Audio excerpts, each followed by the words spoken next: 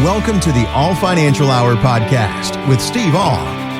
Now, when you retire, there's a couple things that change, folks, right? You don't have to hit the alarm clock. You don't have to attend those meetings. But the one thing that never changes is that you have bills coming in, right? Things got to get paid. So you're looking for, where's this income coming from? Well, we talked about annuities and how they can serve up as a continuous stream of guaranteed income month after month. But at the end of the year, you got to answer to the tax man. So what are those tax implications for annuities? Well, here's Morningstar's Christine Benz. It gets a little bit complicated depending on the account that you use to fund the annuity. But generally speaking, you'll obtain some tax deferral as long as the funds are inside the annuity. And then you'll owe taxes on any money that hasn't been taxed yet. So if you put pre-tax dollars into an annuity and it makes investment gains, well, all of your withdrawals will be taxable. And they'll be taxable at your ordinary income tax rate. If you've put in some money that has already been taxed, there's what's called an exclusion ratio, meaning that you won't be taxed on those funds again. Okay, so Steve, when you're funding annuities for clients here, how do you decide which to use? Tax, pre-tax? I mean, and does it really matter? How big of an influence is that when it comes to making a decision? I think it's a very big part when we start to look at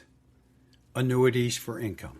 As Christine put it, if it's in an IRA or your 401k, the traditional side of it, everything that comes out is going to be taxed. If it's after-tax money, your non-qualified assets, those things you get 1099s for, that talked about an exclusion ratio. Annuities, the easiest way I can say is non-qualified, last in, first out tax-wise. So the gains, you get taxed on the gains first. So we look at it that way. So now we start to look at which assets did I look at those for. I look at it for if somebody has a very large amount of IRA and 401k dollars. I don't mind using an income annuity for that. Why? Because if the value of the account is down here, but your income is higher, because if we use the 4% rule or anything like that, a small amount would be considered what you're taking out. Well, if you get a withdrawal of 4, 5, 6, sometimes larger percentages from the account, you're making up some of that RMD that you're going to need to take out of that account, and it will continue to shrink, but it's going to be taxable.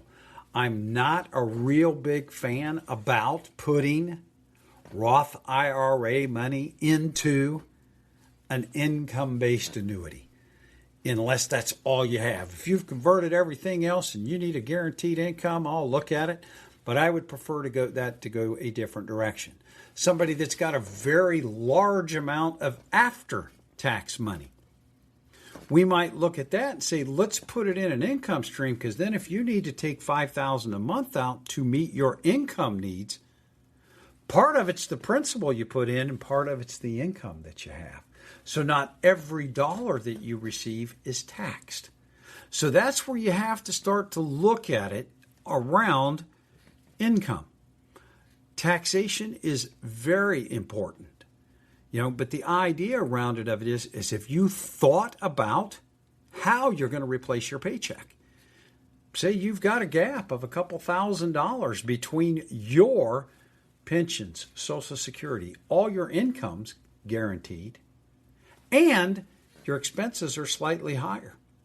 It might make sense to take a portion of your money and actually create that personally funded pension that's going to pay you that paycheck for the rest of your life. And if you choose, it could be for both you and your wife's life. So that's the thing that's good. The other thing that people like about pensions is I'm going to get it every month until I pass away. The thing they don't like is when I die, it goes away. If you prematurely pass with a personally funded pension annuity, the balance of the account will go to your heirs. So there are some advantages on that. So if you haven't thought about how you're going to replace your paycheck in retirement, give us a call. Ask for that income analysis and look at it to the fact of saying, if I need income, where would be the best place for me to take it for taxes in the future? And again, if you're looking to replace that paycheck, doing this income analysis right here, guys, is key. Again, 636-230-8824. There's no cost, no obligation with that income analysis. 636-230-8824. I'm going to take you back to the 1990s where something changed with the typewritten page. I remember this, actually.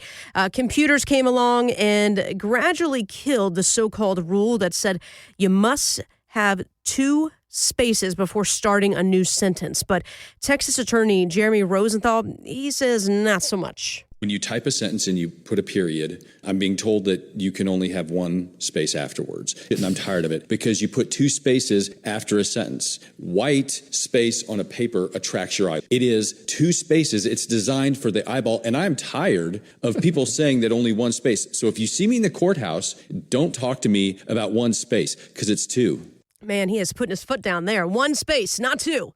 Crazy. I guess I didn't realize that rule. I still put 2 spaces in everything I do. Now, I think I remember once my kids telling me, Dad, you don't have to do that anymore. But that was, to me, was more of a habit. And I never thought about why. But I think Jeremy hit the space will catch your eye.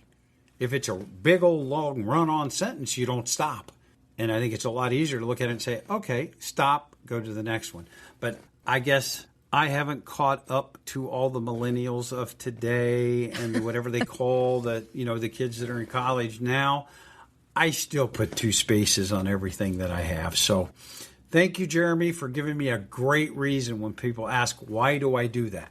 Yeah, exactly. Yeah, you can put your foot down just like he did, apparently. And, again, it's a comfortable rule. You get kind of just used to doing it. You don't really think about it. But what if it doesn't necessarily work anymore? I mean, what about some comfortable rules when it comes to money, Steve? Okay, that's what I would like to call conventional financial wisdom. They're those things that we've heard so often, we just assume them to be true. And I like to use the deal because I think everybody from our generation, M&Ms, they melt in your mouth, not in your hands. Now, everybody answers it that way. Is there any truth to that statement? No. No, if you put M&Ms in your hand and let them sit there for a while, you're going to have chocolate all over your hands. Mm-hmm. Okay, the other one is, and this is going to really test your age. Oh, boy. This really going to, I would walk a mile for you're too young for this one. I am. What is this one? Camel. A camel, that's right. You would walk a mile for a camel. Now, yes. Most people that smoked that much back then didn't walk miles, so we didn't have to worry about that one. So we look at that. So those are the conventional, but we heard those things so much. So now we hear rules like you need to hold a lot of cash because you need to be safe now that you're retiring. Not as bad of an idea many years ago when life expectancy was in the low 80s. Now that life expectancy is up to 85, 90. When you get to those, Matthew and Molly came in. They had moved everything to cash. They had CDs, money markets. That's all they had. If you're in that situation and we come in today and there's much of a gap between your lifestyle and your expenses, my statement is you may go broke very safely. That might not be the best thing for you to do. So some of those old rules of thumb, 80-20, or the take your age minus 100 gives you these rules. Or this is the big one. Don't worry about taxes. You're going to be in a lower tax bracket in retirement. I ask that question at every presentation that I go to, and I ask how many people are retired, and I get a whole lot of people to raise their hand. And then I said, how many of you are in a lower tax bracket? And almost everybody drops their hands. So that's one of the things that we do have to look at. And I believe that going through those different rules is finding out how much risk should you take for the reward? How are you going to replace your paycheck? And will taxes be a problem for you in retirement? Those are the pillars of financial planning. So what I'm going to ask, if you don't know the answer to all those things, call, ask for that comprehensive retirement plan. Allow myself and my team to look at where you're at so that you're not depending on an old way of thinking that might have worked in the 60s, 70s, and the 80s, but is not as effective today. Give us a call. Ask for that comprehensive retirement plan. And the best part, folks, it is complimentary. If you'd like to sit down for this comprehensive retirement plan, call right now. That's 636-230-8824, 636-230-8824. The website, yourmoneymattersstl.com. So you've saved your whole life, and you finally hit $1 million. I mean, can you imagine? Or maybe your house is worth $1 million, or maybe your business. Well, are you actually a millionaire? Hate to break it to you, not really. You're actually what they call a paper millionaire. And then think about this, retirement hits. You sell the house or the business, and for 1 year, the IRS turns that paper wealth into real income. And that's when you might get sticker shocked by that one-time massive tax bill that you've never planned for. So the big question is, can you do anything ahead of time to, soften that blow a little bit? Well, you start to look at it when you take the assets that you have. The house. If you're married, you've got a $500,000 exemption. That means if you've lived in the house 2 out of the last 5 years, if you have less than $500,000 in gains, what you paid for it and what you're selling it for, minus the expenses of selling it. If it's under $500,000, there is no tax on those. But if you have a house that's more than that, yes, you will pay capital gains on it.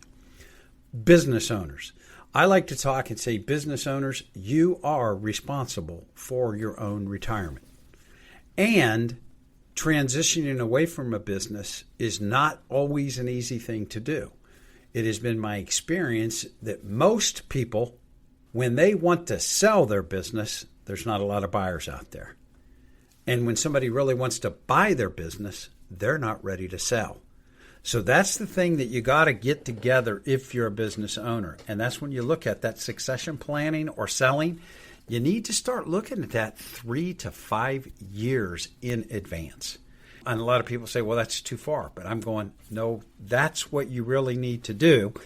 And for the protection of those gains, there are ways to do that. There are trusts, and it's a lot of legal documents and how the true ownership of the company is really at, that it could be shifted prior to the sale, that could save you or give you the availability to defer the capital gains for your lifetime or possibly longer. So those are the things that you have to look at. But most of those things you have to do before you're ready to do the sale. You know, I've had people come in and they say, hey, I sold my business. I had to pay a ton in taxes. Is there anything you can do about it? Is the sale already happened? I can't do anything about it. If your answer is yes. These are the things that we have to get the lawyers involved with prior to that. So if you are a business owner, remember, you are responsible for your own retirement. If you're not putting money back, let's sit down and talk about some of the things that you could do that are more aggressive as a business owner, that you can put more money away so that you have more than just the sale of your business. And let's look at this and see if you need to talk to somebody in advance to figure out how you should structure your business before you sell it. Call, ask about that, because that's what we're looking at. Is it's not what you sell it for, it's what you get to keep is the most important thing. And our job is to look at it and say, keep as much of it as possible. And if you'd like to come in for this business and legacy planning strategy session, give a call today. That phone number, 636-230-8824. That's 636-230-8824. Again, don't forget the website if you want to contact us that way, yourmoneymattersstl.com. So the most popular age to claim Social Security, believe it or not, is still 62. But why so early? Well, a lot of people fear the program is going to run out of money, even though we've talked about that. That's false. They need to maximize household benefits because one spouse will stop working. And then number 3 here, immediate needs to pay off debt or deal with financial emergencies. Okay, I can kind of see how people are thinking about this. So all these aside, Steve, what are some other factors that you see that help someone look at before determining when and how to take Social Security? I look at the fact with Social Security. As a single person, it's a lot easier to figure out. Break even is age 80. If you're going to live past age 80, my statement of it is you need to delay as long as possible. Married couples, whole lot of different scenarios in there. So I look at it with a married couple. A lot of people say, I'm going to maximize it. My statement's, let's just optimize it. Let's make it the best that we can. I think the things that people need to look at, what other incomes do you currently have? Pensions, alimony, whatever. What about your health? Are you in fantastic health or in very poor health? Are you still working? Because there are earnings tests that if you're working and have earnings above those numbers, they're going to withhold part of your Social Security until you hit full retirement age. Life expectancy. And the big thing that I think most people forget to look at is the survivor benefits. Because chances are we're not going to both pass away on the same day if you're married. I want to look and say, how do we maximize or optimize the survivor's benefit? Because I think that is the most important thing that we're looking at. I go with some rules of thumb. If we have the lower earner in a marital relationship, once they quit working, I'm okay turning on the Social Security. I want the larger earner to delay as long as possible, hopefully till age 70. People forget that the amount of your Social Security check will go up by 8% every year you delay taking it. So if I start at age 62, or I wait till I'm 70, that's a 77% increase in your monthly check. But you got to have the assets to be able to figure out how to do that. If I spend down some of my IRA assets now, my required minimum distributions might not be as high as that when I'm 73. So that's why we wanted to delay as long as possible. But we can't do it in a vacuum. I'm going to say if you're over 59 and a half and are not taking Social Security, give us a call. Ask for the Social Security optimization. Give myself and my team the availability to sit down with you and look at your situation and help optimize when it might be the best time for you to take Social Security. Because it's not 62, retire, turn on your Social Security. It's moved a little bit. Now it's 65, turn on my Medicare, turn on my Social Security. It might not be as advantageous to do all those on the same day. Let us do a Social Security optimization to see when would be the best day for you to start your Social Security. Thanks for listening to the All Financial Hour podcast. Insurance products are offered through the insurance business All Insurance Group, LLC, AIG. All Financial Group, LLC is an investment advisory practice that offers products and services through Impact Partnership Wealth, LLC, IPW, a registered investment advisor. IPW does not offer insurance products. The insurance products offered by All Insurance Group, LLC, AIG are not subject to investment advisor requirements. IPW and All Insurance Group, LLC, AIG are not affiliated companies. Investing involves risk, including the potential loss of principal. Any references to protection, safety, or lifetime income generally refer to fixed insurance products, never securities or investments. Insurance guarantees are backed by the financial strength and claims-paying abilities of the issuing carrier. This radio show is intended for informational purposes only. It is not intended to be used as the sole basis for financial decisions, nor should it be construed as advice designed to meet the particular needs of an individual's situation. All Financial Group, LLC is not permitted to offer, and no statement made during this show shall constitute tax or legal advice. Our firm is not affiliated with or endorsed by the U.S. government or any governmental agency. The information and opinions contained herein provided by third parties have been obtained from sources believed to be reliable, but accuracy and completeness cannot be guaranteed by All Financial Group, LLC. This radio show is intended for information purposes only.